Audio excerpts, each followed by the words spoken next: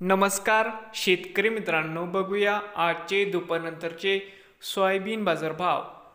लातूर जिल्ह्यातील औसा व किसान मित्र शेतमाल खरेदी केंद्र लातूर येथील आजचे सोयाबीन बाजारभाव म्हणजे दिनांक 10 जानेवारी 2024 आजचे चालू खरेदी सोयाबीन बाजारभाव।